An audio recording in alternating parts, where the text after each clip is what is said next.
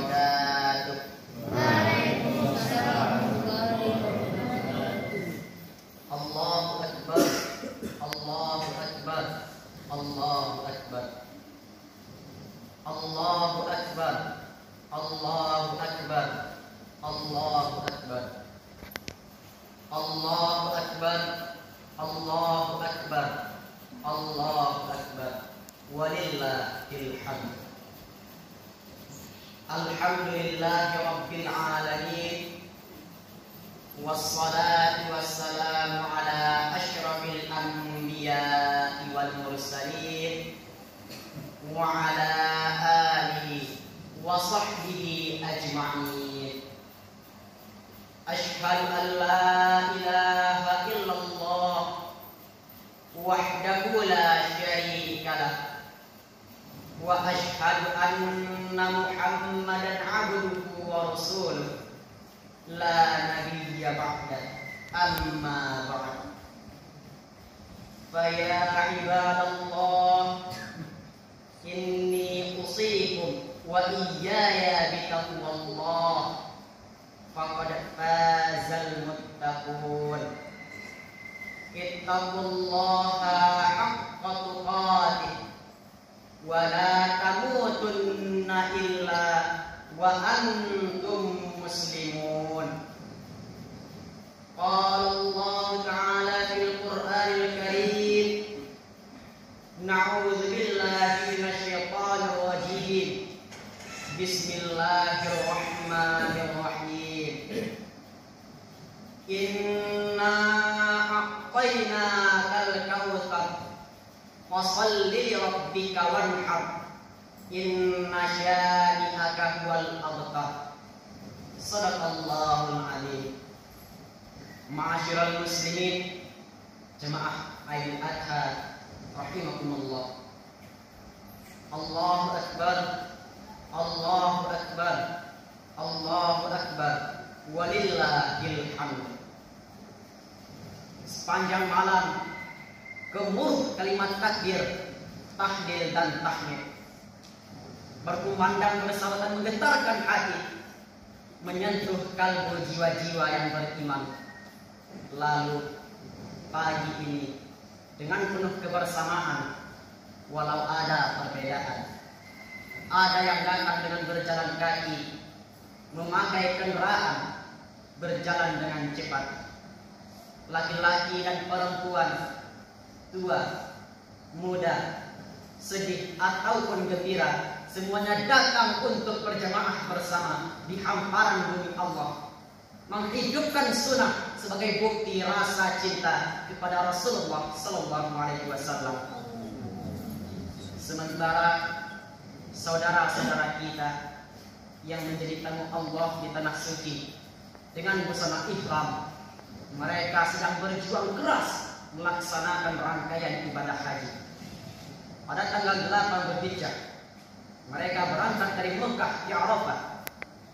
Pada tanggal 9 Dzulhijjah, setelah matahari tergelincir, mereka wukuf di padang Arafah. Pada malam harinya, mereka mabit di Muzdalifah dan mengumpulkan kerikil untuk menanti jumrah di Mina. Sungguh suatu pemandangan yang sangat menakjubkan, yang akan mengingatkan kita pada saat kita berada di padang mahsyar. Ya Allah, semoga saudara-saudara kami yang sedang bertamu ke rumah-Mu diberikan kemudahan, keteguhan dan kesabaran, serta dapat kembali ke tanah air mereka dalam keadaan makmur. Amin, amin ya rabbal alamin. Allahu Akbar, Allahu Akbar, Allahu Akbar, walillahil hamd. Bulan ini adalah bulan Dzulhijjah, di mana di dalamnya ada beberapa kejadian yang besar dalam sejarah Islam. Dalam sebuah hadis Rasulullah SAW menerangkan, Nabi Adam alaihissalam diterima taubatnya oleh Allah Subhanahu wa taala pada tanggal 1 Dzulhijjah setelah sekian ratus tahun bertaubat. Doa Nabi Yunus alaihissalam diijabah oleh Allah dan dikeluarkan dari perut ikan paus pada tanggal 2 Dzulhijjah. Pada hari ketiga di bulan Dzulhijjah ini, doa Nabi Zakaria alaihissalam dikabulkan oleh Allah. Pada hari keempat Nabi Isa alaihissalam dilahirkan. Demikian pula pada hari kelima Nabi Musa alaihissalam dilahirkan. Namun kejadian yang besar yang tidak mungkin dilupakan oleh umat Islam adalah sejarah ketakwaan dan kesalihan Nabi Ibrahim dan Nabi keluarganya yang kita peringati pada hari ini. Dalam kehidupan ini, harta bisa membuat seseorang lupa kepada Allah. Seringkali pangkat, jabatan, kedudukan, kekuasaan bisa membuat seseorang jauh dari zat yang memberi dan mengambil pangkat dan jabatan tersebut. Tapi yang paling banyak kita jumpai ialah kecintaan seseorang terhadap istri dan anaknya mampu mengurangi kecintaan dan ibadahnya kepada Allah. Nabi Ibrahim adalah nabi yang sangat dermawan. Ia biasa menyembelih 1000 ekor domba, 300 ekor lembu, 100 ekor onta untuk sabilillah. Banyak orang yang berdecak kagum kepadanya. Bahkan malaikat pun mengaguminya. Melihat dan mendengar kekaguman tersebut, Nabi Ibrahim berkata, kalau saja aku memiliki anak dan Allah meminta agar aku untuk mengorbankannya, maka niscaya akan aku korbankan dia. Pada malam hari, pada tanggal 8 Dzulhijjah, Allah menguji ketakwaan Nabi Ibrahim. Beliau bermimpi diperintah, penuhilah nazarmu, yaitu menyembelih putra kesayangannya. Waktu itu Nabi Ibrahim masih belum yakin dan masih berpikir, apakah perintah itu datangnya dari Allah atau dari syaitan yang ingin merusak keharmonisan rumah tangganya. Maka pada tanggal 8 Dzulhijjah kita sebut dengan Yaumut Tarwiyah. Dalam hadis tadi dinyatakan, barang siapa yang berpuasa pada hari Tarwiyah, maka dia akan mendapatkan pahala yang besar. Tidak ada yang mengetahuinya kecuali Allah. Keesokan harinya pada tanggal 9 Dzulhijjah, Nabi Ibrahim bermimpi lagi dengan mimpi yang sama. Maka yakinlah Nabi Ibrahim bahwa mimpi itu, perintah itu benar-benar datangnya dari Allah. Maka tanggal 9 Dzulhijjah disebut dengan Yaumul Arafah. Dalam hadis Nabi disebutkan bahwa Rasulullah SAW pernah ditanya tentang puasa Arafah. Lalu beliau menjawab, barang siapa yang berpuasa pada hari Arafah, maka Allah akan menghapus dosanya 1 tahun sebelum dan sesudahnya. Ma'asyiral muslimin wa zumratul mu'minin rahimakumullah. Allahu akbar, Allahu akbar, Allahu akbar, walillahil hamd. Pada hari ketiganya, Nabi Ibrahim bermimpi lagi dengan mimpi yang sama. Lalu pada hari ini, Nabi Ibrahim bertekad untuk memenuhi nazarnya, yaitu menyembelih putra kesayangannya. Maka pada hari pelaksanaan disebut dengan Yaumun Nahar, hari pelaksanaan penyembelihan. Kisah kurban penyembelihan Nabi Ismail oleh ayahndanya Nabi Ibrahim diabadikan oleh Allah Subhanahu wa taala pada surat As-Saffat ayat 102. Maka tatkala anak itu sampai pada umur sanggup berusaha bersama-sama Ibrahim, Ibrahim berkata, "Hai anakku, sesungguhnya aku melihat dalam mimpi bahwa aku menyembelihmu, maka berpikirlah apa pendapatmu." Ia menjawab, "Hai bapakku, kerjakanlah apa yang diperintahkan kepadamu. Insya Allah kamu akan mendapatiku termasuk orang-orang yang sabar." Para hadirin jemaah Idul Adha yang dirahmati Allah, yang namanya iblis selamanya tidak akan pernah diam melihat manusia akan melaksanakan ibadah dan mentaati perintah Allah. Satu persatu anggota keluarga yang mulia ini digodanya, mulai dari Nabi Ibrahim sebagai kepala keluarga, Siti Hajar sebagai ibu rumah tangga, lalu Ismail sebagai anggota keluarga terakhir pun tak luput dari godaannya. Tetapi Benteng ketakwaan dan kesalahan yang kokoh dari seluruh anggota keluarga ini tak mampu dikoyak oleh iblis laknatullah. Sungguh suatu pelajaran yang amat sempurna dari Allah, bahwa setiap keluarga muslim pasti akan mendapatkan godaan syaitan laknatullah. Terkadang godaan itu datangnya lewat ayah, ibu, bahkan lewat orang-orang yang kita sayangi. Pada surat As-Saffat ayat 103 sampai 108 kita bisa membaca secara runtut sejarah ketakwaan, keteguhan pribadi Nabi Ibrahim dan Nabi Ismail dalam melaksanakan perintah besar dari Allah. Tatkala keduanya berserah diri dan Ibrahim memberikan anaknya di atas pelipisnya, nyatalah kesabaran keduanya. Dan dipanggillah dia, "Hai Ibrahim, sesungguhnya kamu telah membenarkan mimpi itu. Sesungguhnya demikianlah kami memberi balasan kepada orang-orang yang berbuat baik. Sesungguhnya ini benar-benar suatu ujian yang nyata. Kami tebus anak itu dengan seekor sembelihan yang besar. Kami abadikan untuk Ibrahim itu ujian yang baik dari kalangan orang-orang yang datang kemudian." Yang dimaksud dengan membenarkan mimpi itu ialah mempercayai bahwa perintah itu, mimpi itu benar-benar datangnya dari Allah dan wajib melaksanakannya. Sesudah nyata kesabaran keduanya, Nabi Ibrahim dan Nabi Ismail, Allah melarang menyembelih Nabi Ismail dan menggantinya dengan seekor sembelihan yang besar, yaitu seekor kambing yang dibawa oleh malaikat Jibril dari surga. Malaikat Jibril bertakbir, Allahu Akbar, Allahu Akbar, Allahu Akbar, dan diteruskan oleh Nabi Ibrahim, La ilaha illallah wallahu akbar, dan diakhiri oleh Nabi Ismail, Allahu Akbar walillahil hamd. Betapa pentingnya ajaran menyembelih hewan kurban dalam Islam, sehingga Rasulullah SAW dengan tegas mengatakan, "Man kana wajada wasa'atan walam yudahi fala yaqrabanna musallana." Barang siapa yang memiliki kemampuan tapi ia tidak mau menyembelih hewan kurban, maka janganlah mendekati tempat salat kami.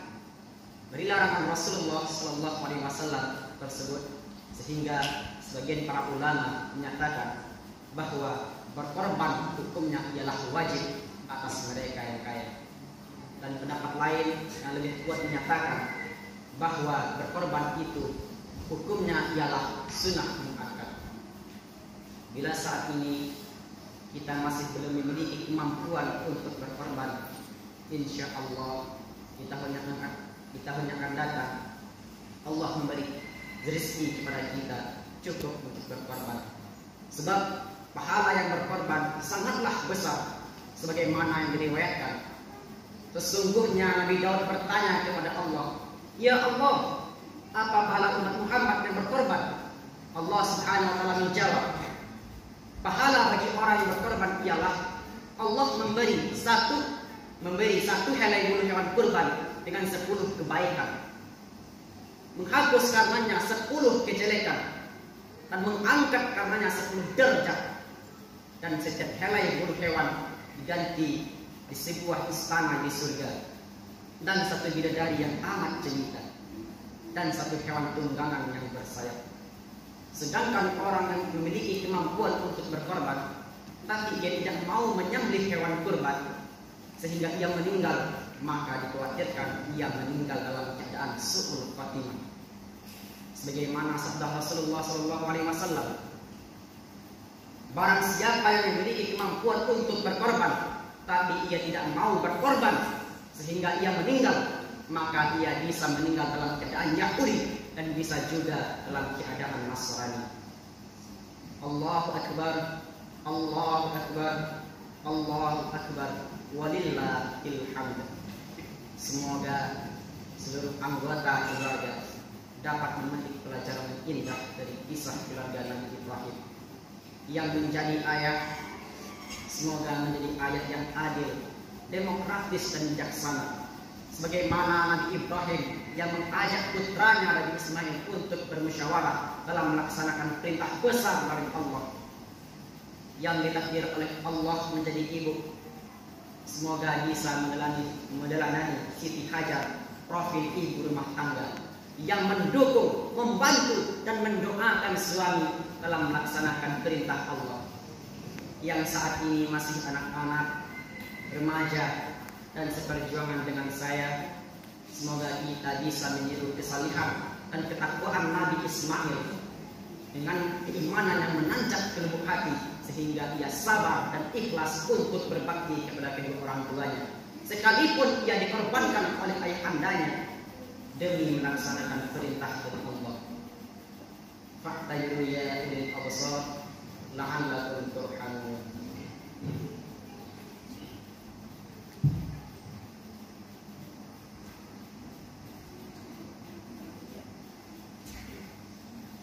Allahu Akbar, Allahu Akbar, Allahu Akbar, Allahu Akbar, Allahu Akbar, Allahu Akbar, Allahu Akbar, walillahil hamd. Alhamdulillahi rabbil alamin, wassalatu wassalamu ala asyrafil anbiya'i wal mursalin wa ala alihi wa sahbihi ajma'in. Asyhadu an la ilaha illallah wahdahu la syarika lah, wa asyhadu anna Muhammadan abduhu wa rasuluh la nabiyya ba'da, amma ba'd. Fa ya ibadallah, inni usikum wa iyaya bi taqwallah, faqad fazal muttaqun. Ittaqullaha haqqa tuqatih wa la tamutunna illa wa antum muslimun. Qala Allah Ta'ala fil Qur'anil Karim, na'udzu billahi minasy syaithanir rajim. Bismillahirrahmanirrahim. Innal ladzina amanu wa 'amilus shalihat wa tawasaw bil haqq wa tawasaw bis sabr. Innallaha wa malaikatahu yusholluna 'alan nabi. Ya ayyuhalladzina amanu sallu 'alaihi wa sallimu taslima.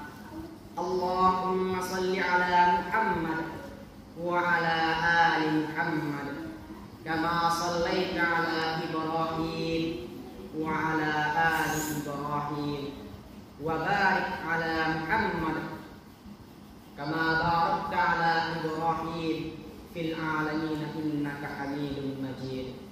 Allahumma ighfir lil muslimina wal muslimat wal mu'minina wal mu'minat al ahya'i minhum wal amwat bi rahmatika ya arhamar rahimin. Allahumma inna nas'aluka salamatan fid din wa afiyatan fil jasad wa ziyadatan fil ilmi wa barakatan fil rizqi wa taubatan qabla al maut wa rahmatan indal maut wa maghfiratan ba'dal maut. Allahumma hawil alaina fi sakaratil maut wan najata minan nar wal afwati min hisab. Allahumma ahyina bil iman, Allahumma amisna bil iman, Allahumma ihsyurna bil iman wa adkhilna jannatal iman. Rabbana innaka afuwwun karim tuhibbul afwa fa'fu anna ya karim. Rabbana hab lana min azwajina wa dzurriyyatina qurrata a'yun waj'alna lil muttaqina imama. Rabbana atina fid dunya hasanah wa fil akhirati hasanah wa qina adzabannar. Ibadallah, innallaha ya'muru bil 'adli wal ihsan wa ita'i dzil qurba wa yanhauna 'anil fahsya'i wal munkari wal baghi la'allakum tadhakkarun. Wa la dzikrullahi akbar. Assalamualaikum warahmatullahi wabarakatuh. Waalaikumsalam.